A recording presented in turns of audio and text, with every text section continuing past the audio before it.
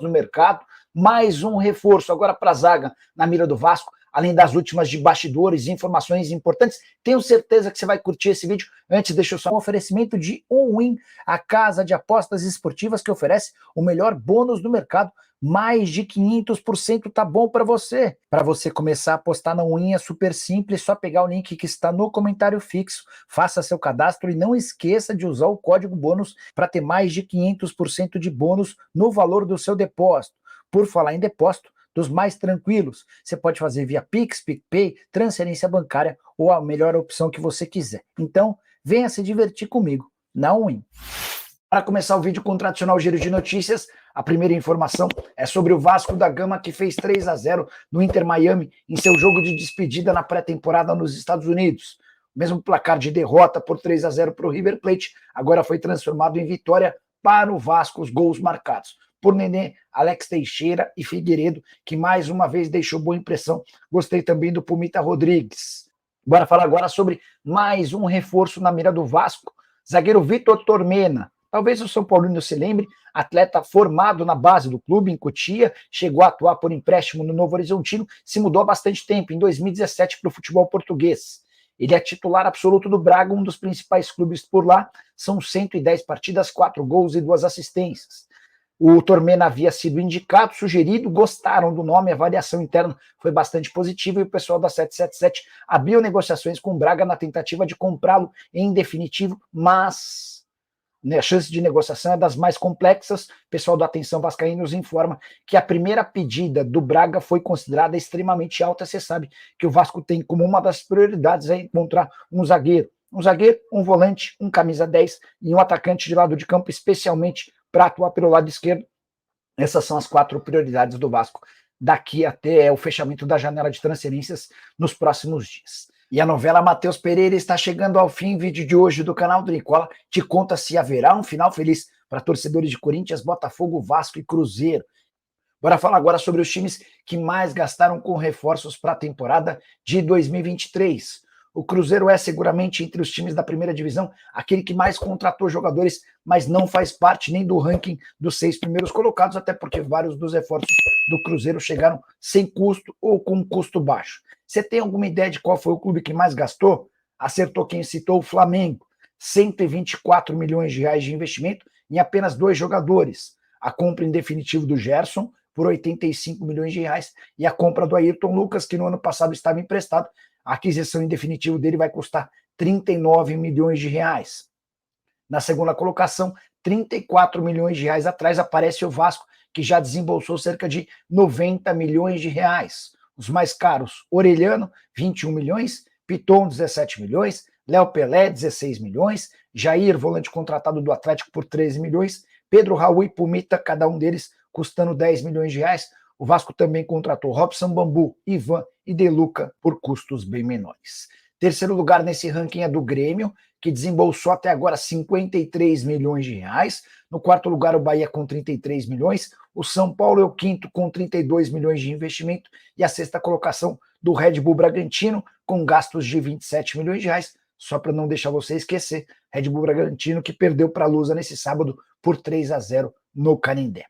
Bora mudar de assunto e falar a respeito do fim da novela Matheus Pereira. Pelo menos é o que informa o jornalista André Hernan. Não consegui a confirmação, mas o jornalista está cravando que o Matheus Pereira vai trocar o Al Hilal pelo Al Ahly dos Emirados Árabes Unidos, empréstimo de 4 meses, para que ele fique até o final dessa temporada. Fui até dar uma checada para entender como é que anda a condição financeira do Al Ahly e ouvi de um especialista no mercado de lá, do Flávio Viana, o empresário brasileiro que não para de levar jogadores para lá, que o Al Ahly não tem uma condição financeira muito boa. De qualquer forma, quero trazer mais detalhes sobre essa notícia. Matheus Pereira, que era pretendido pelo Corinthians, pelo Botafogo, pelo Cruzeiro e pelo Vasco, tentava nos últimos dias convencer o Al Hilal a liberá-lo por empréstimo para que ele pudesse atuar no Brasil. O Corinthians, inclusive, estava otimista, confiante, depois de ouvir que o Matheus Pereira havia topado a proposta salarial. Só que para o Al Hilal foi mais negócio emprestar o atleta para um outro clube do mundo árabe sem ter de bancar parte dos salários. No Corinthians, no Botafogo ou em qualquer outro clube do Brasil, o Al Hilal precisaria ajudar com parte dos vencimentos. Já contei para vocês que o Matheus Pereira fatura perto pouco mais de 3 milhões de reais por mês. É um dos jogadores mais bem pagos de lá, até porque havia sido comprado do West Brom da Inglaterra por 18 milhões de euros. Então, se confirmar a transferência do Matheus Pereira para o Al-Ahly, acaba-se essa novela envolvendo o meio atacante de 26 anos de idade, que caberia como uma luva nos principais clubes de futebol no Brasil. Só um detalhe importante, se confirmada a negociação, o Matheus Pereira passa a ser uma especulação somente a partir da metade do ano, quando teria de voltar para o Al-Hilal. Já contei para vocês que a relação dele com o técnico Ramon Dias é das piores. Ele não atua há 5 partidas no clube saudita. E você curtiu o vídeo?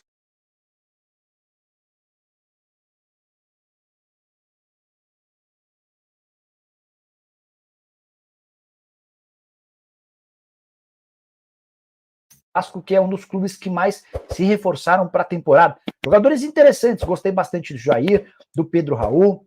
Acho que o Pumita Rodrigues pode ter um papel importante nesse time, Orelhano na ponta direita, enfim. Mas o Vasco ainda busca pelo menos mais 4 reforços para essa primeira janela de transferências do futebol nacional. Outros reforços ainda devem chegar na metade do ano. As 4 prioridades do Vasco hoje. O Vasco da 777, um zagueiro, para se juntar especialmente ao Robson Bambu, que ainda não conseguiu se fixar como titular, e o Léo Pelé, há necessidade de mais um volante, de um meio atacante, um camisa 10, além de um atacante de lado de campo. Só para citar nomes e possibilidades. Para a zaga, nos últimos dias o Vasco tentou o Capasso, do Atlético Tucumão. Cruz Maltino já anunciou a desistência, não há mais acordo com o time argentino. Veríssimo foi uma das tentativas, mas o Paulo Pitombeiro, empresário do Veríssimo, já me contou que ele não volta para o Brasil. Essa posição do volante, ela pode ser ocupada pelo Souza, mas o Vasco precisaria esperar até a metade do ano, porque o ex-jogador Cruz Maltino tem vínculo com o Besiktas até maio. O meia atacante é essa posição mais carente e difícil. O Vasco já conversou com pelo menos 7 jogadores dessa posição, vários deles estrangeiros, e tem esbarrado nas pedidas dos clubes, várias das negociações com cifras a partir de 6 milhões de euros. O atacante de lado de campo, especialmente para o lado esquerdo, até porque o Orelhano foi contratado para o lado direito, é outro problema. Jogadores bastante caros, muito atleta bastante bem avaliado no mercado de transferências. Qualquer novidade a respeito de contratações no Cruz Maltino, eu volto aqui para informar vocês.